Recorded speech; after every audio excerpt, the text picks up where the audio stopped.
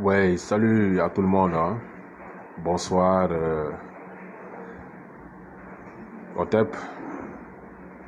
Voilà, donc juste un petit instant. Euh, Waouh. Bon, tout d'abord, j'ai commencé par m'excuser auprès de mes amis qui ne comprennent pas Wolof, parce que le live, je le fais totalement en Wolof. Je m'adressais un peu à mes compatriotes.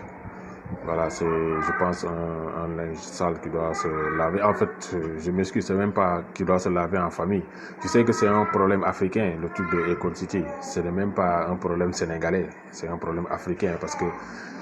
Econ, il dépasse cet entendement de sénégalais, c'est un africain. Voilà, mais je crois que ce live, je vais le faire en Wolof d'abord. Mais juste après, je vais faire un autre live en français pour pouvoir quand même m'adresser à mes autres frères africains. Voilà, donc c'était ça pour débuter. Voilà, kon sama gars yi maa ngi leen di bëggee bu baax di leen damoo. Voilà, di wax ne encore comme ni mu ko defee si publication bi rek waaw Folk Akon City. Voilà, di wax ne wax dëgg yàlla dafa nekk projet boo xamante ne man gisul lu ma njëriñ bu mu amal Sénégal ci lu bëri quoi. C'est-à-dire que du ma ne zéro njëriñ la amal Sénégal non non non amulul Sénégal zéro njëriñ waaye dama gisul sa njëriñ bi nga xamante ne moom la amal Sénégal par rapport ak yeneen projet yi quoi en fait. Voilà, Akon City bi déjà ma ne lan mooy ndeyu ñu jël 2000 mètres carrés di ko jox Akon mu nekk sénégalais comme ñun. non du Akon kese sax ñun la ñuy ŋàññi man boo ngeen faralee di suivre sama ay live wala di suivre sama ay publication di ngeen gis ne li ma wax mooy que benn nit boo xamante ne nekkuloo sénégalais amuloo droit am fi plus de 300 mètres carrés yoo xamante ne yaa ko moom nga nekk naar wala nga nekk arabe boo nekkul sénégalais de souche pure waaw amuloo droit am fi plus de 300 mètres carrés. Voilà loolu nañ ko xam quoi une bonne fois pour toutes man loolu moom mooy sama position. Voilà c'est pas parce que non Akon nii wala Akon nële wala gars yi dañ koo soxoree ak affaire fi Sénégal bu wax ñu duggeel tëpp yàlla ku soxor ak wëkkit non non ñun bokkuñu si yooyu amuñu lu ñuy soxoree kenn dama leen di poser benn question. Akon lu mu mës a defal Sénégal li Sénégal defal Akon moo ëpp fuuf li Akon defal Sénégal dafa mbubboo Sénégal pour am li mu am te loolu c'est quelque chose de très normal parce qu'il se dit sénégalais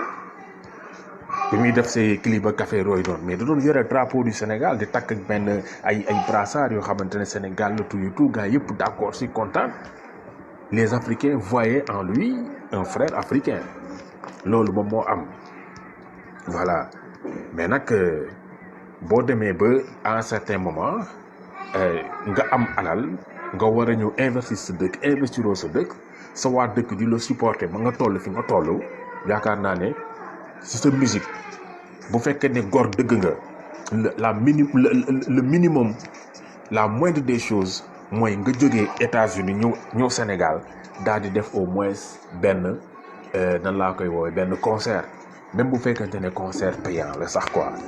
te da nga waroo ñëw sax maye concert sax su waa dëkk pour delloo leen njukkal support bi nga xamante supporté nañ la ko quoi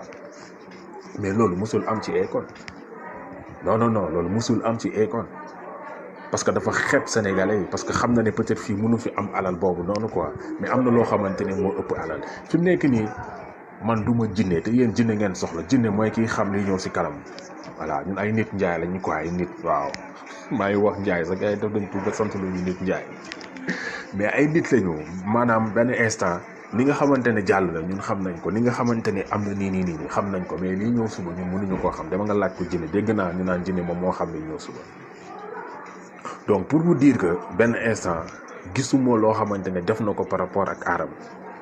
bi fi Akon di ñëw def concert mais si Fesman bi la woon dañ ko fay alal bu bëri mu daal di ñëw ba pare manquer respect le public sénégalais daf ñëw manquer respect dañ koo fay pour mu defal ñu live le gars est venu avec son DJ bi di joxe son bi ak benn batteur ak benn guitariste waaw dem leen ngeen xool live yi Akon di def nan la koy defee kon waroon nañu mën a jox gëdd sax bi muy def live mais loolu c'était pas un live c'était un semi live waaw ñun xam nañ ñu fa demee quoi voilà dañ ñëw nii rek gars yi dañ doo ñëw di def semblant ñu fermer parenthèse boobu dañ koo fay mu ñëw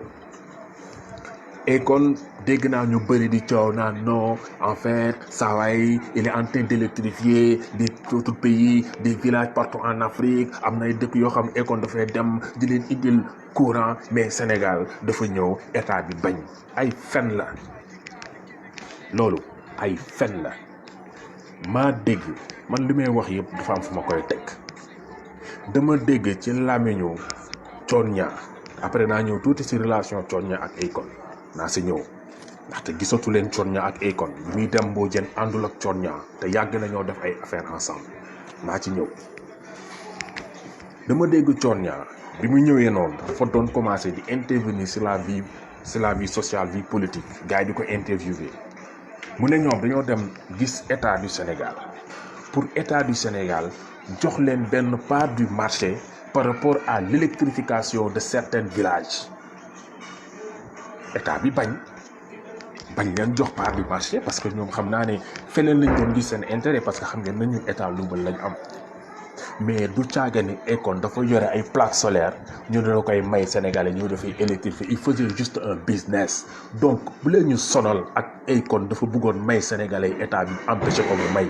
mayu fi Sénégalais yu tous nañ ko xam une bonne fois pour toutes dafa doon ñëw def business il faisait un business avec l'état du Sénégal le business c'est quoi l'état du Sénégal doit électrifier 1000 villages ils ont 1000 milliards Akon vient ñu jox ko 300 villages donc l'état lui donne 300 milliards li may wax ni nag ce sont des chiffres yu may wax ni juste pour argumenter ce sont pas des chiffres yu nekk ci papier bi dañ dem suba naan Kéema nee na Akon dafa bëggoon 300 milliards parce que xaw ma ñoom lan lañ bëggoon signer c'est comme ça que ça s'est passé mu dem ci yeneen dëkk état yooyu accepté ko jox ko une part de l'électrification des villages de ce pays mu dem lijjanti yeneen foo daal di électrifier mais maye courant lu si jar tàggu ay état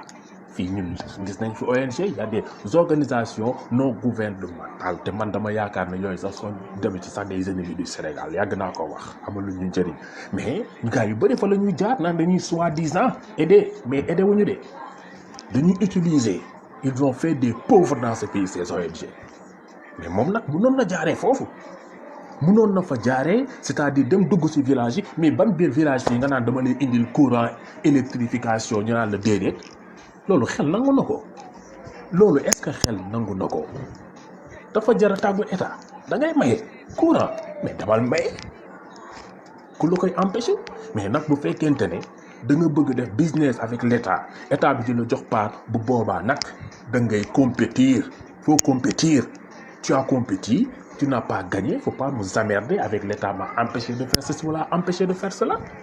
loolu da ngeen ko war a xam une bonne fois pour toutes argument boobu c'est pas un argument valable voilà Akon pour nous emmerder lan la su waa ji def lu mu defal Sénégal quel projet il a amené au Sénégal dites-le-moi quel emploi a-t-il créé au Sénégal dites-le-moi c'est un milliardaire en francs CFA dama ñamal wax milliardaire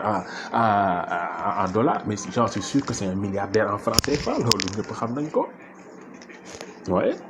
donc à un certain moment il va falloir que ñu jéem a xool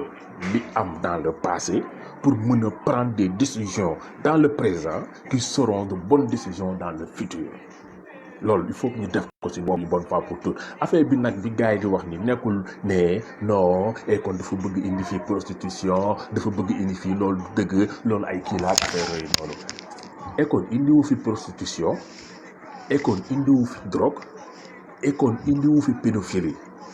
waaye li mu fi indi maanaam day yombal loolu la leen nit ci bëgg a wax ndaxte Akon benn sali bu ndaw la rek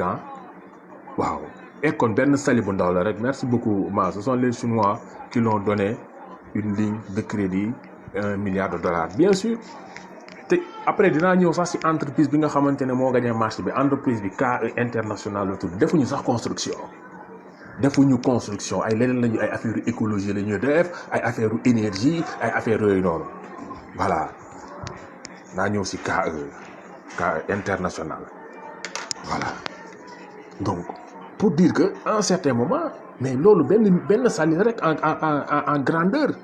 fii ñun xam nañ ne lépp lu bon fii Saly la raay bu téenee Saly boo fa demee caga yi fa la ñu ëpp boo fa demee sàngara yi fa la ëpp boo fa demee drogue bi fa la ëpp waa jooju doon organiser lamb yi affaire drogue bi ñu ko jaayee fan la woon du benn hôtel bu nekk Saly du ma tudd turu hôtel benn hôtel bu nekk Saly fa lañ doon defee business bi léegi yow nga jël ville boo xamante ne 2000 hectares la xam mu nekk ville privée ngeen ne da ngeen yore seen propre monnaie def lu leen neex mais ngeen yaakaar ne loolu tamit gars yi duñ ñëw def lu leen neex prostitution yi yeeg cag yeeg ainsi de suite affaire yooyu foofu la nit yi di waxee en fait mais Akon ñëwul Sénégal pour indi prostitution wala pour indi leneen waaye li mu fi indi da koy favoriser Akon surtout buñ ko taxawalee ñaata sénégalais ñoom ñoo fay dem dund ñaata wax ma ko. kan moo fa mën a dem jëndi ay appartement de 10 000 wala 20 000 wala 30 000 dollars ah kan moo ko fay dem jëndi mais qu'on se dise la vérité quoi man dama gisul Akon njëriñ bu mu amal Sénégal sànq maa ngi lire benn apport de masse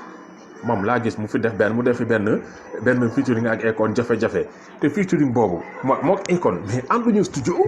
c'est comme par exemple man li ma def ak Boy Nguema benn artiste sud-africain dama jël son daal di koy jël boole ko def ko featuring dafa mel ni featuring bi nga xam def naa ko ak benn artiste burkinabé bu tudd Flow bi dama dem télécharger son daal di koy kii def si featuring mais jox na ma autorisation Akon ban sénégalais la fi defal featuring Youssou Ndour bukki bi Youssou Ndour bukki bi géwélu Macky kooku la fi defal featuring waaw te ñëpp xam nañ Youssou Ndour si lan la nekk Sénégal alal moo ko jiiteel ñëpp xam nañ Youssou Ndour il a fait perdre au Sénégal 12 milliards bi mu nekkee ministre du tourisme bu ñu bëggee changer ñun suñu ay passeport mu jël benn deal def ko état du Sénégal remboursé ñun xam nañ Youssou Ndour ne musique Sénégal bokk na si ñu ko tardel ce n'est pas le roi du mbalax c'est faux jamono jiide boo duggee si taxi wala nga dugg si Njaga Njaay wala nga dugg si car rapide wala Kalando ba gars yi tegal li nga xamante ni Youssou Ndour il n'est plus le roi du mbalax c'est le roi du business c'est le roi des lèche-cul waaw ma wax leen ko une bonne fois pour toutes waaw il n'est jamais du côté de la population il est toujours du côté des bourreaux de la population exactement comme Akon ñaata yoon ngeen fi dégg Akon mu ñëw taxaw di jooyal sénégalais yi Covid bi ñaata millions la Akon joxe pour jàppale sénégalais yi mbënd bi ñaata pompe la Akon joxe pour jàppale sénégalais yi fan la mos a jooyee Abdoulaye Wade muy def lu ko neex Akon mosu ñëw taxaw Macky Sall mu ngi def lu ko neex Akon mosu ñëw taxaw ngeen bëgg ñu emmerder avec des trucs de Akon lu tax moom il se considère sénégalais wala il se considère américain bu ñu waxee nag petit frère am boobu di wër télé les médias di leen graisser ay weccit gars yi di ko interviewé mu ñëw taxaw di wax ku ko neex naan yow mii nii yow mii nane yow mii nane wala nii kii ay affaire de kii sama mag la lu mu wax dama koy delloo mais fii ñun ñëpp ay sénégalais lañ waaw lu ñuy wax nekkul pour suñu intérêt c'est pour l'intérêt général voilà mais lan lañ lay faral di wax Ousmane Sonko lu muy faral di wax boo demee suñu impôt yi boo duggee maanaam boutique boo fa jëndee allumette am na impôt boo fa jëndee lii am na impôt boo jëndee ndox big bii ma yore moo koy jënd am na si impôt ba pare Akon ñu bëgg ko teggi impôt Sénégal état bi signé ko ñu ne pour lan pour attirer des investisseurs mais on s'en fout investisseur bu ñëw na respecter les normes qui sont régies par l'État qui paye les impôts comme ñun ni ñuy fayee suñu ay impôt nan la ñu gënee ba moom du fay impôt ñun ñuy fay impôt xam ngeen lu tax loolu parce que Youssou Ndour du fay impôt te Youssou Ndour moom mooy grand wam ñu wax ko une bonne fois pour tout ñu xam ko am na ñoo xamante ni ils agissent dans le noir parce que xam nañ ne buñ si feeñee ni ci climat xam nañu ñun xam nañu nu mu fa demee tôt ou tard da ngeen di feeñ waaw ñu wax ñu naan non waa village de Mbodiène d'accord nañ seeg affaire yooyu kët yi joxe nañ cahier de charge nee na dina ko respecté nii naa waaye ñun gis nañ fii li fi xewoon Ndingler waaye gis nañ fi li fi xew feneen ak feneen waaye gars yi di nangu seen ay terre buñ demee ba si biir ne loolu mënuñu koo def du mujj fenn waaw luñ leen di yónnee ay militaire lañ leen di yónnee wala des gens de ay GMI ñu gazé leen ñenn ñu téye leen ñenn ñu dóor leen ñenn ñu def leen di tudd si genre kumba am ndey kumba amul ndey waaw il faut que loolu noonu ñu mun koo xam une bonne fois pour toutes voilà xam ne Sénégal nag bu fekkente ne dañuy bàyyi nit yi ñëw di jël 2000 hectares def seen ville privée buñ ko nangulee Akon dañu xam ne dinañ ko nangul Ahmad dinañ ko nangul Youssouf dinañ ko nangul George dinañ ko nangul Michael keneen ak keneen ak keneen ndaxte ñun yàgg nañ leen wax benn affaire gis ngeen les Européens dañoo jàpp ne Afrique ñun mérité wuñu ko dañoo jàpp ne Afrique ñoom ñoo ko mérité bu ñu sañoon tey dañ ñu fiy jëlee ñun ñoom ñëpp ñëw dëkk si lii dafa nekk juste benn genre test rek man waaw dama ko yaakaar si ça marche moo revenir encore def beneen feneen waaw parce que voilà la vie là-bas est moins chère des trucs de ce genre jigéen ñi dañuy yomb ak ainsi de suite mais demal Saly xool li fa xew waaye bro demal xool bu fekkee yàqu fépp am na yàqu am na si benn rapport bu doon wax naan suñu kër yu ne am na caga benn rapport bu ko doon wax mais buy wax kër c'est-à-dire famille au sens large lay wax quoi waaw te loolu d'accord naa ci di parce que bëri na ñoo xamante bu ma sax dugg foofu di jéem a maanaam teggi sama sujet quoi loolu ay yeneen wax la entreprise KE internationale def nañ ci benn réalisation au niveau du Kenya benn entreprise boo xamante ne il n'excelle pas dans la construction li ñuy def sont des trucs d'écologie ce sont des trucs en fait d'énergie renouvelable waaw mu ngeen ko dem xool après sur internet man ca dollar bi ma fen mos waaw li ma leen di wax yi mu ngeen ko defee sur internet waaw di ngeen gis ne ce sont pas des champions en construction waaw ñu koy wax muy rey rang muy gaaw waaw donc lan moo tax ñoom ñu war a am ce marché te ils sont pas des champions donc am na lu ci lëndëm su waa ji li ñu construire au Kenya benn cité bu tudd Mwal Medical Technological City c'est-à-dire wàllum faj dañ fay def wàllum technologie mais ñun Afrique ñun loolu la ñu soxla Afrique ñun lu mën a faj africain yi feebar lu mën a yokk suñuy technologie ñun loolu la ñu soxla quoi en fait te ñoom loolu la ñu construire au niveau du Kenya léegi bu fekkente ne ñoom suñu njiit yi dañoo ñàkk fayda ba nga xamante ne voilà ku jógee fële rek ñu ñëw dagal lay hectare na nga demal voilà ñun doomu réew mi war nañ koo mën a bañ parce que le peuple est le premier pouvoir ñu xam ko wàllum coon ñaa ak Akon mais ni ma ko gisee ngeen ko gisee coon ñaa bu doon ñëw Akon bu doon ñëw Sénégal di dox ay affaire kër ti gisoon nañ ne c'était avec coon ñaa ñu amoon den partenariat des trucs de ce genre mais man li ma remarqué mooy que seen ànd yaa ngi jégalu may leen ma tuuti ba sama ñaq yi bu ñu commencé dugg sama bët yi quoi waaw commencé dugg sama bët yi may leen ma tuuti rek yaa ngi jégalu nag quoi su duggee si bët yi moom waaw jaa ngeen jëf li ma remarqué mooy que ne Thione Niang avant élection yi bi mu ñëwee Sénégal dafa bëggoon ñu remarqué ko te gars yi remarqué nañ ko bi mu ñëwee dafa commencé di ŋàññi état maa ngi fàttaliku côté Pikine am na benn genre meeting bu fa amoon mu jël parole di wax di sànni xeer maire bi affaire boobu de bum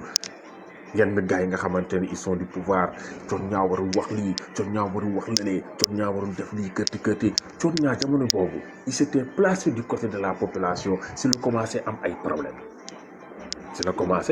ay problème mais Akon il n'est jamais du côté de la population musul kaasal dara Sénégal te pourtant nag bëri na ay moromam yu koy def waaw bëri na ay moromam yu koy def ay Tiken Jah dañu jël position ku mel ni ki ni Salif Keita fay jël position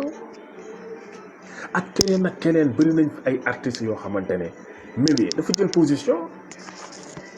mais lan moo tax il ne le fait pas parce que Akon il roule pour Macky Sall boo xoolee li mu doon wax noonu rek on remercie Macky Sall ñu ngi sant Macky Sall pour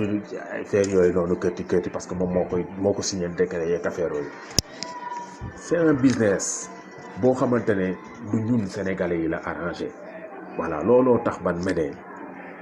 foog Akon City ànduma ci tey ànduma ci suba ànduma ci ëllëg parce que amulul intérêt sama réew quoi en fait pour ñi nga xamante ne fi la ñu nekk naan Akon dafay indi liggéey gars yi dinañu liggéey ak des types de ce genre ban liggéey la fa gars yi di liggéey yow entreprise bi gagné marché bi gagné na marché bi ba pare signé nañ ko contrat bi moom mooy indi ay gars moom mooy recruter ñi ngi indi mooy ñi nga xamante ne si ñoom la am confiance sénégalais yi mais gas lañ fay nekkee yanu brique serré desserré loolu lañ fay nekkee mais ban part lañ fa am du marché ban part du marché lañ fay am ba nga naan dañuy créer ay emploi na leer quoi ñu mun koo xam ñun on a rien contre les investisseurs mais nag ñun xamuñu luy xam suba xam nañ lu xew tey te xam nañ lu xew démb quoi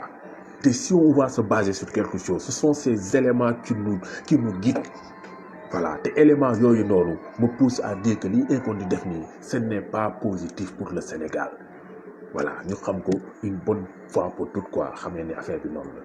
voilà li si kalam nag raw li bët waaw parce que tamit ñun xam nañu suñu réew mi suñu président bi voilà c'est marionnette la rek quoi benn instant nii voilà gars yi dañ koy manipuler donc benn instant xamuloo ba xam ordre yi da koy jotee feneen mais nag li ñu leen di wax mooy que suuf si moomuñu ko dañu ko àbb suñuy doom gannaaw dañ ko àbb suñuy doom nag nañu xool bu baax ku nekk ñaata lañ la si dagal luñ la si dagal waaw population Mbodiène nag maa ngi leen di ñaax di leen wax ne gën leen a gëstu projet bii nii Akon City bu xasee ba jóg yéen ñëpp ay bidonville ngeen di nekk ñu ko wër ñëpp ay bidonville ngeen di nekk kon nag bés bu demee ba ñu ne dañ koy defar yéen ñoo ñu ko wër yëpp ci seen cahier de charge na ngeen ci boole périphérique Akon bi ñoom aussi dañ ko war a defar voilà seen kër yi ñu toj ko defaraat ko ba mu baax seen tali yi ñu defar ko ba mu baax bu ngeen amul hôpital ñu defar leen hôpital bu ngeen amul marché ñu defaral leen marché bu ngeen amul ndox ñu defaral leen ay forage ba pare ngeen signé contrat de ñoom seen centrale boobu dañ leen di jox yéen courant gratuitement wala bu nekkul lépp gratuitement sa kër bu nekk am benn genre maanaam capacité boo xam ne dañ ko permettre mu utiliser ko utiliser leen seen xel quoi maa ngi jégalu bu baax ci maanaam yenn kàddu yi bu fekkente ne am na ñu mu blessé wala am na ñu mu gaañ mais loolu daal laa xamante ne waaw moom laa bëggoon maanaam seq ak yéen waaw ñu si bëri nag xamuñu ne yenn investisseurs yi maanaam bu ñu bëggee ñëw dañuy làqatu si ginnaaw nationaux yi voilà noonu la ñu làqatoo léegi nii si ginnaaw maanaam Akon dafa am benn histoire boo xamante ne maa ngi koy dégg si benn live yàggul trop daf si am aux États-Unis benn entreprise bu ñu woon implanté ci benn secteur population noire américaine jógoon foofu jóg révolté wu ne ñoom lii du fi am entreprise bi dellu ginnaaw dem gis Jay-Z boole ko ci partenaires yi Jay-Z ñëw affiché wu ne man partenaire laa population bi bàyyi kaas bi loolu liñ ci war a jàng mooy que ne am na yoo xam ne këppatal la ñu ngi wax lu bëri l'ennemi de l'Afrique ce sont les Africains Senghor il a été un traître loolu ñëpp xam nañ ko et tous ces traîtres aujourd'hui sont remplacés par d'autres nañu ko xam maa ngi leen di jaajëfal bu baax man la woon Diouf Kéman DJ Kéman Sankara tey le 15 septembre 2020 21h